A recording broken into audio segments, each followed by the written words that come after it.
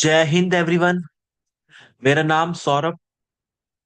आज का लेक्चर बहुत ही इंपॉर्टेंट है बिकॉज आज हम कवर करेंगे औरंगजेब को। औरंगजेब बहुत ही पावरफुल और एक इम्पोर्टेंट रूलर थे मेडिवल इंडिया के एज वेल एज मुगल के। इनसे लोहा लेने में ब्रिटिशर भी डरते थे। इनका टाइम पीरियड 1658 से लेकर 1707 है और इनकी पिक्चर आपको सामने दिख रही है। 1658 से 1707 तक अप्रोक्सीमेटली 50 साल तक इन्होंने राज किया है। ठीक है। इंपॉर्टेंट रूलर है। हम जानेंगे कि क्या क्या किया इन्होंने। सबसे बड़ी बात कि ये बेटे किसके थे। The son of Shahjahan. Very good. और शाहजहां की बेगम कौन थी, इनकी मदर? तो मुमताज, जो कि आपने लास्ट लेक्चर में पढ़ा था। ठीक है। तो ये मुमताज और शाहजहां के बेटे हैं कौन? औरंगजेब। आगे पढ़ते हैं इनके बारे में।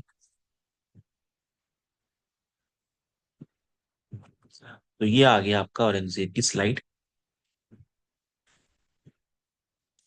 अब आपसे क्वेश्चन पूछा जाए अगर कि इनके टाइम पे कौन कौन सी बैटल्स हुई हैं, जिसको हम कहते हैं बैटल ऑफ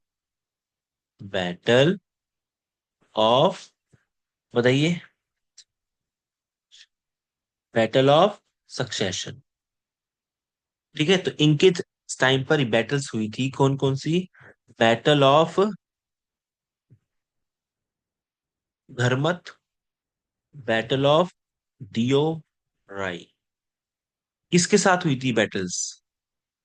विद ब्रदर्स। मैंने आपको लास्ट लेक्चर में बताया था शाहजहां के चार बेटे थे, उनमें से एक औरंगजेब थे, बाकी तीन भाई और भी थे। तो उन सबको हराने के लिए बैटल्स का इस्तेमाल किया गया औरंगजेब द्वारा। उनके बाद ये अपने पिता की मृत्यु के बाद रूलर बने। कौन? औरंगजेब। ठीक है। ठीक है। जब ये रूलर बने तो इन्होंने कुछ टैक्स को एबॉलिश किया। लाइक कौन कौन से आपके सामने लिखे हुए हैं। जैसे कि जैसे कि इन्होंने क्या किया? टोल टैक्स को, जो भी टैक्स लगता था ट्रेड के ऊपर, व्यापार के ऊपर, कुछ अलग से लोकल टैक्सेस को भी इन्होंने एबॉलिश किया। रहधारी टैक्स, फंदारी टैक्स और भी बाकी लोकल टैक्सेस को इन्होंने क्या किया? एबॉलिश किया अपने समय पर। पूछ सकता है आपसे एग्जामिनर कि कौन सा एम्पायर का वो रूलर था जिन्होंने बंधारी टैक्स को एबॉलिश किया था। तो ये पूछ सकते हैं, जो कि टैक्स लगता था ट्रेड के ऊपर, या फिर आप हिंदी में लिख सकते हो व्यापार। स्पेलिंग शायद थोड़ी सी देख लेना। व्यापार। ठीक है। अब और क्या हुआ इनके समय? देखो, ये अपने आप को क्या कहते थे? Champion of Islam. अपने आप को कहते थे चैंपियन हूं मैं इस्लाम का। क्यों? बिकॉज क्या थे वो? काफी ज्यादा स्ट्रिक्ट फॉलोअर्स थे किसके? शरीयत रूल्स रूल्स के। जो भी इनके रूल्स थे, रेगुलेशन थे, तो उसके प्रति ये बहुत ही स्ट्रिक्ट थे। ठीक है। जैसे टीचर्स होते हैं स्ट्रिक्ट, फादर्स होते हैं, मदर्स होती है स्ट्रिक्ट ना, पढ़ाई को लेके करना है आपको ये काम। तो वैसे ही ये भी कुछ रूल्स को लेके स्ट्रिक्ट हुआ करते थे और अपने आप को चैंपियन कहा करते थे किसका? इस्लाम का, इस्लाम धर्म का। ठीक है। और इन्होंने कन्वर्ट करने की कोशिश की थी किसको? गुरु तेग बहादुर को। किसमें? इस्लाम में। बट वो नहीं करते हैं, तो डिस्प्यूट भी होता है इनका। ठीक है। अब इनके समय और क्या क्या इंपॉर्टेंट चीजें हैं जो कि आपको याद होनी चाहिए, देख लेते हैं।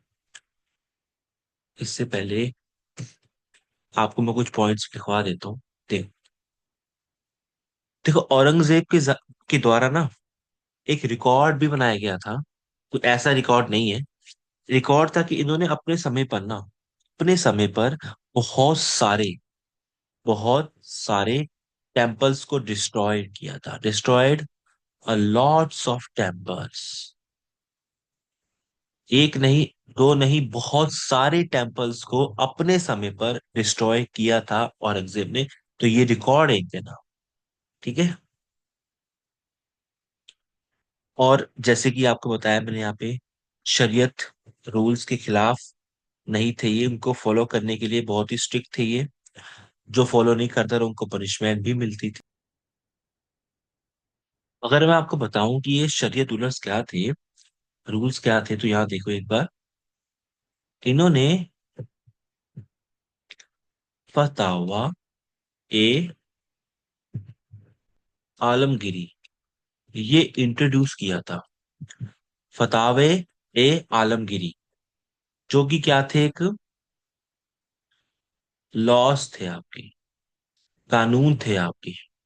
ठीक है। क्योंकि आपको पता ही है, तो कट्टर मुस्लिम थे, कट्टर इस्लामिक थे। तो इन्होंने हिंदू पर अत्याचार करने के लिए ये स्टार्ट किया था कि जितना हो सके उनको दुख पहुंचाया जाए। ठीक है।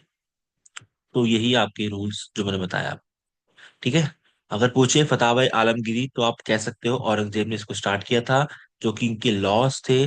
और वो लॉस पे ये काफी स्ट्रिक्ट हुआ करते थे। और हिंदू पे अत्याचार, इस लॉ के मुताबिक। ठीक है।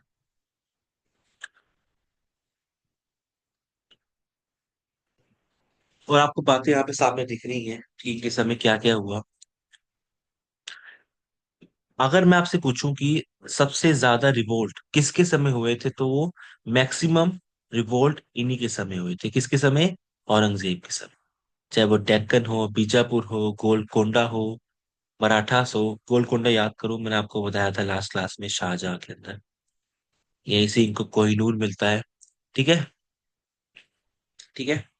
और इनके समय, मैं आपको एक बात बता दूं कि याद है आपको एक नवरोज फेस्टिवल था पारसियों का। मैंने आपको लिखाया था कि स्टार्ट किया गया था इसको। बताओ मुझे, कमेंट में बताना कि नवरोज फेस्टिवल किसने स्टार्ट किया था। ये मैं आपको ऑलरेडी पढ़ा चुका हूँ।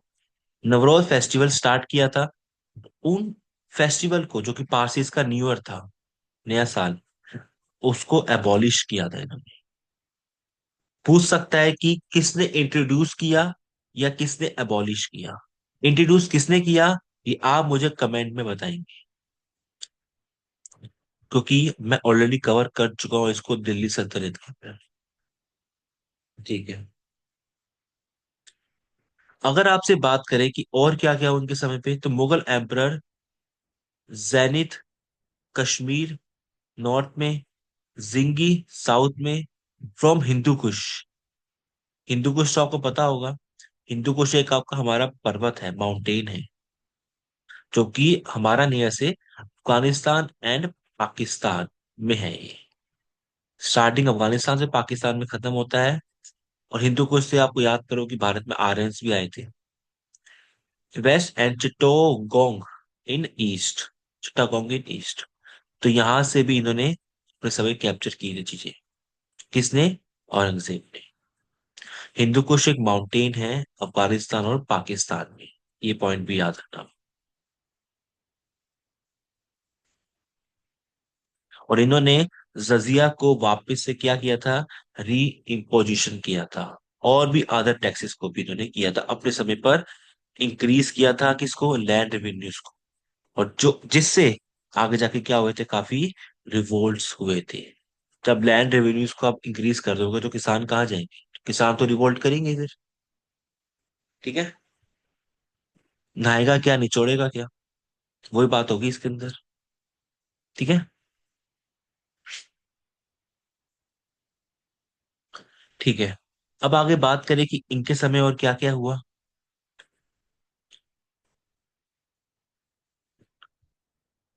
देखो औरंगजेब जो थे ना, इनके पास एक टाइटल था, किसका? जिंदा पीर का।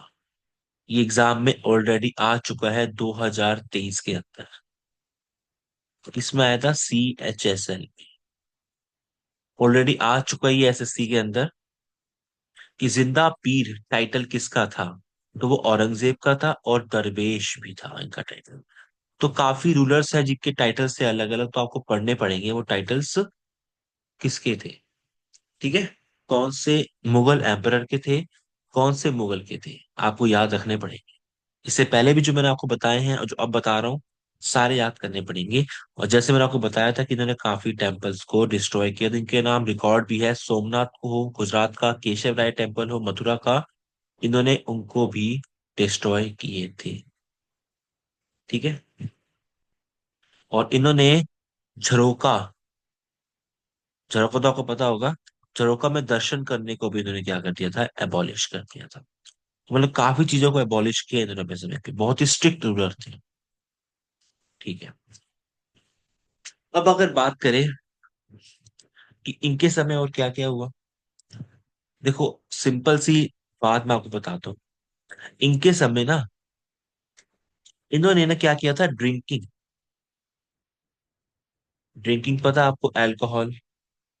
ड्रिंकिंग में क्या, अल्कोहल आपका आ गया, या फिर आप ड्रग्स कह लो, जो भी बैड हैबिट्स है, अल्कोहल, ड्रग्स, और आपका भांग।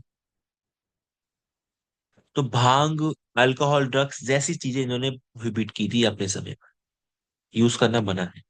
स्पेशली इनके दरबार में, कोर्ट में कोई भी सेवन नहीं करेगा। और इन्होंने कहा था कि प्लेइंग वीणा, ये समझ नहीं आया मेरे को वैसे, ये क्यों इन्होंने प्रोहिबिट किया प्लेइंग वीणा और म्यूजिक। वीणा बजाना और म्यूजिक को बजाना also prohibited, also prohibit in court. जो इनका दरबार था, जहां पे ये रहा करते थे, वहां पे वीणा बजाना और म्यूजिक बिल्कुल भी इस्तेमाल आप नहीं कर सकते, ये प्रोहिबिट है। ये भी लॉ था। चलो इसका तो समझ आता है कि अल्कोहल, ड्रग्स बैन, चलो गलत चीजें हैं, अच्छी बात है, प्रोहिबिट किया, लेकिन इसका लिंक समझ नहीं आया। ठीक है। लेकिन हमें तो याद रखना पड़ेगा, ठीक है। तो ये आप याद रखना, वीणा बजाना, म्यूजिक, अल्कोहल, ड्रग्स, भाग, सब कुछ प्रोहिबिटेड था इनके समय कोर्ट में। ठीक है। और क्या था सर, देखो इनके समय ना एक टैक्स हुआ था, जिसका नाम था, टैक्स था एक, जिसका नाम था क्या, उश्र। जो कि आपको देना पड़ता था, किसका, यू हैव टू पे 5 से 10, मान लो आप 5 to 10%, 5 to 10% आपको टैक्स देना है, जो भी आप प्रोड्यूस कर रहे हो, जो भी आप प्रोड्यूस कर रहे हो उसका 5 से 10% आपको पे करना होगा औरंगजेब की गवर्नमेंट को। First point. सेकंड पॉइंट था आपका कौन सा, जाकत या जकत, जो कि क्या था, मुस्लिम, जो कि किसमें था, मुस्लिम रिलीजियस टैक्स था,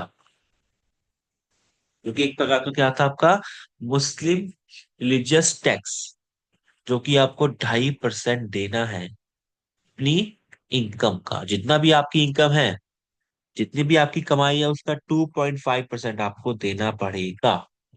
ठीक है। तो आप हिसाब लगाना इसका फिर, अगर आपके पास, अगर आपने 250 कमाए हैं, आपकी इनकम 250 रुपीज है, जस्ट एग्जाम्पल, तो उसका 2.5% कितना होगा, तुरंत निकालो। ठीक है। तो ये हो गया आपका इनके समय। ठीक है। अगर आपसे बात करें इन्होंने और क्या किया, देखो जो स्लाइड्स में है वो तो है ही, जो मैं आपको एक्स्ट्रा लिखवाता हूँ ना वो ज्यादा इंपॉर्टेंट होता है, क्योंकि वो मेरे माइंड में रैंडम चीजें आती हैं इनके बारे में, तो मैं तुरंत लिखवाता हूँ, जो मेरे को दिखता है स्लाइड में नहीं है। इन्होंने बैन किया था होली को भी, दिवाली को भी। कहाँ पे, प्रयाग, प्रयाग तो पता ही है आपको। बिकॉज ऑफ कंप्लेंट्स, इनके पास कुछ कंप्लेंट्स आई, किसकी, मुस्लिम गर्ल्स की, कि जो हमारी दीदियां हैं, उनको कुछ हिंदू क्या कर रहे हैं, होली पे कलर लगा रहे थे। तो इनके पास कुछ कंप्लेंट्स आई, दरख्वास्त आई, किसके बारे में, मुस्लिम गर्ल्स के बारे में, कि हमें कुछ हिंदू क्या कर रहे हैं, रंग लगा रहे हैं या फिर दिवाली पे पटाखे फोड़ रहे हैं। तो इन्होंने क्या किया, उनके फेवर में, मुस्लिम गर्ल्स के फेवर में क्या किया इन्होंने, होली और दिवाली को ही बैन कर दिया। ठीक है। तो ऐसा कुछ भी कि इन्होंने किया था, अगर पूछे आपसे होली और दिवाली प्रयाग में किसने बैन किया था, तो आप कह सकते Aurangzeb. Because of Muslim girls, क्योंकि कंप्लेंट्स आई थी। ठीक है। He also prohibited writings of biographies, अलग अलग पर्सनैलिटीज की बायोग्राफीज या खुद की बायोग्राफीज, वो भी इन्होंने क्या किया था, प्रोहिबिट किया था, बिकॉज ऑफ एक्सपेंडिचर। ठीक है। बट इनकी बायोग्राफी जो है वो लिखी किसने है, आलमगीर नामा। सॉरी, इनकी बायोग्राफी का नाम क्या है, आलमगीर नामा, जो कि लिखी किसने है, मोहम्मद बिन कासिम ने। अगर किसी ने पढ़ी है मॉडर्न हिस्ट्री तो उसको हल्का सा आइडिया लगेगा कासिम के बारे में, कासिम के बारे में हल्का सा आइडिया लगेगा उसको। ठीक है, जिन्होंने मॉडर्न हिस्ट्री पढ़ रखी है। ठीक है, लेकिन ये वो नहीं है अलग है, लेकिन ठीक है, नाम सेम है। ठीक है। और इनकी मृत्यु कब हुई, 1707 में हुई। और इनका टॉम्ब कहाँ है, औरंगाबाद। औरंगाबाद तो बहुत ही फेमस जगह है, दौलताबाद भी कहते हैं। ठीक है। तो इनका टॉम्ब कहाँ पर है आपको पता है, इनकी बायोग्राफी का नाम क्या है, आलमगीर नामा, आपको पता है। और इन किसने लिखी है, मोहम्मद बिन कासिम ने लिखी है। इन्होंने क्या किया, बैन किया, आपको पता है।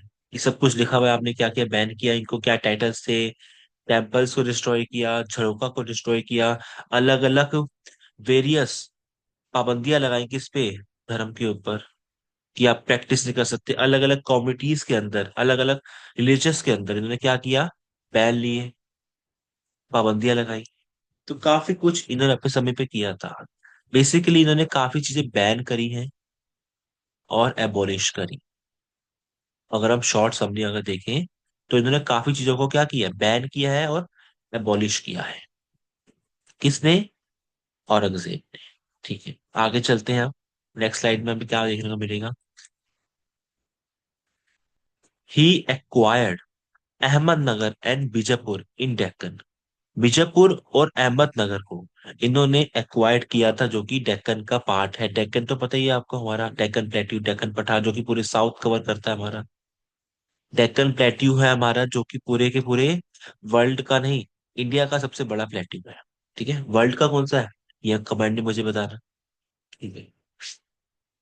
अगर स्लाइड यहाँ पे खाली है, कुछ मैं आपको एक्स्ट्रा इन्फॉर्मेशन देना चाहूँ तो मैं देता हूँ आपको। इन्होंने अपने समय पर ना क्या किया था, बीबी का मकबरा भी बनाया। किसका, बीबी का मकबरा। ये पूछा गया था आपसे, बीबी का मकबरा किसने बनाया था, तो बीबी का मकबरा औरंगजेब ने बनाया। इन्होंने कुछ डिपार्टमेंट्स भी स्टार्ट किए थे, अलग अलग ना डिपार्टमेंट्स, जैसे दीवाने वजीर, जो क्या था आपका, रेवेन्यू डिपार्टमेंट। समझ जाना, डीईपी मतलब डिपार्टमेंट। ठीक है। और भी क्या किए थे इन्होंने, और भी किए थे जो कि इंपॉर्टेंट, मैं आपको वो बताता हूँ। इन्होंने मीर बख्शी, जो कि हेड होंगे किसके, हेड ऑफ मिलिट्री, ये डिपार्टमेंट स्टार्ट किया था। इन्होंने स्टार्ट किया था आपका जुडिशियल का भी स्टार्ट किया था, हेड ऑफ जुडिशियल का भी, हेड ऑफ जुडिशियल्स, जिनका जिनका क्या था डिपार्टमेंट, काजी। तो अलग अलग डिपार्टमेंट्स इन्होंने ओपन किए थे। और अगर मैं आपको एक बताऊं, इनके समय एक ये भी था, इंटेलिजेंस, इंटेलिजेंस ऑफिसर्स, इनका भी इन्होंने स्टार्ट किया था, जिसको बारिद कहा जाता था, बारिड्स कहा जाता था। तो ये भी इन्होंने अपने समय पे स्टार्ट किए थे, अलग अलग डिपार्टमेंट स्टार्ट करे थे किसने, हाँ, किसने, औरंगजेब ने। तो ये पॉइंट्स आपको याद रखने पड़ेंगे इनके समय, जो कि इन्होंने किए हैं। बीबी का मकबरा हो, अलग अलग डिपार्टमेंट्स हो, सब इन्होंने किए थे। आई होप आपने सब लिख लिया होगा। आपको एक इंपॉर्टेंट बात मैं बता दूं, इनके समय ना एक जाट या जाट डिस्प्यूट भी हुआ था। कहाँ पे, मथुरा में। एक सेकेंड, जाट रिवोल्ट भी कह सकते हो आप इसको। और जाट जात आप डिस्प्यूट भी कह सकते हो। आपका किसके लीडरशिप में हुआ था आपका ये? लीडरशिप ऑफ, एक दो पर्सन थे, गोकुला एंड, दो पर्सन थे, गोकुला एंड राजा राम। ठीक है। तो पूछे जाट का रिवोल्ट कब हुआ था? जाट का तो आप कह सकते हो लीडरशिप किसके बीच में, तो गोकुला और राजा राम वर्सेस औरंगजेब के बीच में ये हुआ था आपका। ठीक है।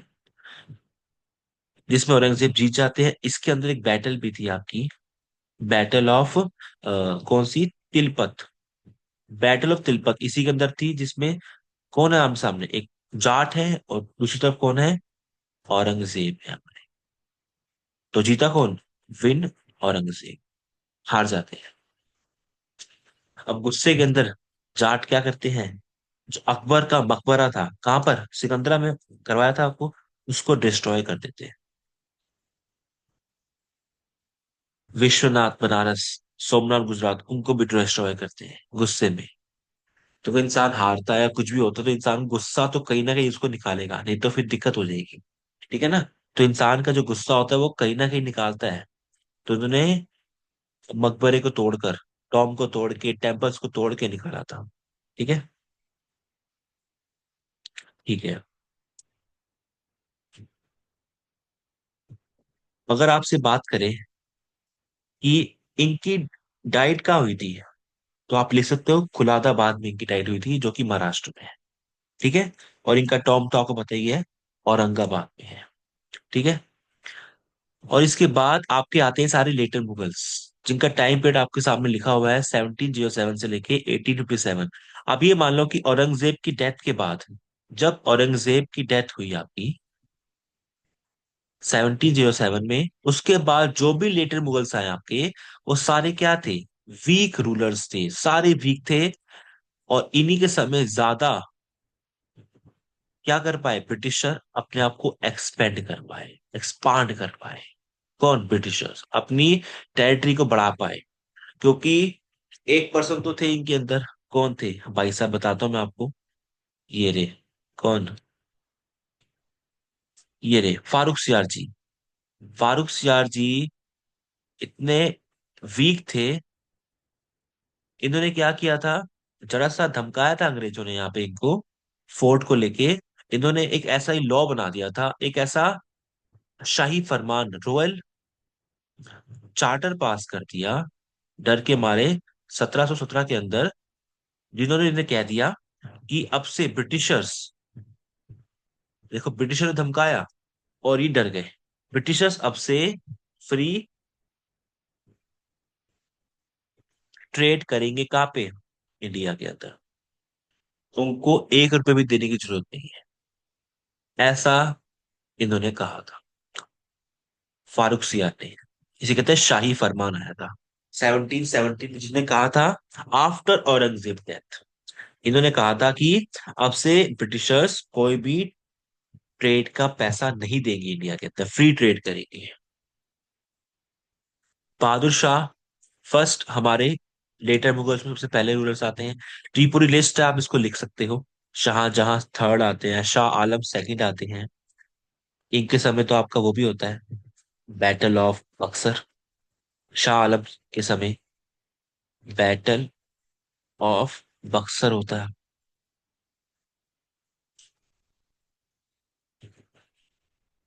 आलमगीर के समय क्या होता है आपका, बैटल ऑफ प्लासी होता है। ठीक है ना। बहादुर शाह के समय क्या होता है आपका, रिवोल्ट होता है, रिवोल्ट ऑफ 1857। ये लास्ट रूलर है हमारे मुगल की, कौन, Bahadur Shah second. Revolt of 1857 इन्हीं के समय होता है। मंगल पांडे जो आप करते हैं ना आपका इमीडिएट कॉज के ऊपर, बैरकपुर से लास्ट में वो बहादुर शाह सेकंड तक ही पहुंचता है, कहते हैं कि आप भी सपोर्ट करो हमें। ठीक है। तो अलग अलग रूलर्स हैं आपके। ठीक है। और ये सारे के सारे वीक रूलर्स थे इन्हीं के समय। बाकी यूरोपियन पावर, चाहे वो फ्रेंच हो, चाहे पोर्चुगीज हो, चाहे वो हमारे ब्रिटिशर हो, उन्होंने अपने आप को एक्सपेंड किया इंडिया के, क्योंकि ये इतने कैपेबल नहीं थे कि आगे कुछ कर सके, रूल कर सके। कौन? Later Mughals after Aurangzeb. I hope आपको क्लियर होगा।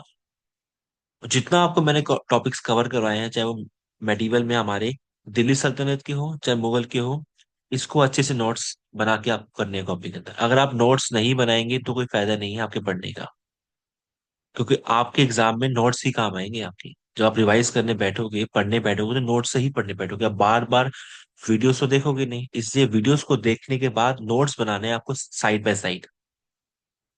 ठीक है? जिससे क्या होगा, आपकी रिवीजन भी होती रहेगी जब आप लिखोगे, और आपके एग्जाम में हेल्पफुल भी करेंगे रिवाइज करने के लिए। तो ठीक है, मिलते हैं नेक्स्ट क्लास के अंदर, नेक्स्ट वीडियो के अंदर। आई होप आपको सब कुछ क्लियर होगा। अब मैं आपके सामने मॉडर्न हिस्ट्री या एंशियंट हिस्ट्री की सीरीज लेके आऊंगा, और साइड बाय साइड हमारी पॉलिटी की भी चलेगी सीरीज। टॉपिक्स कवर होंगे आपके, ठीक है? कोई भी डाउट लगे तो आप मुझसे सीधा कमेंट सेक्शन में बता दें। मिलते हैं नेक्स्ट लेक्चर में। जय हिंद। Take care.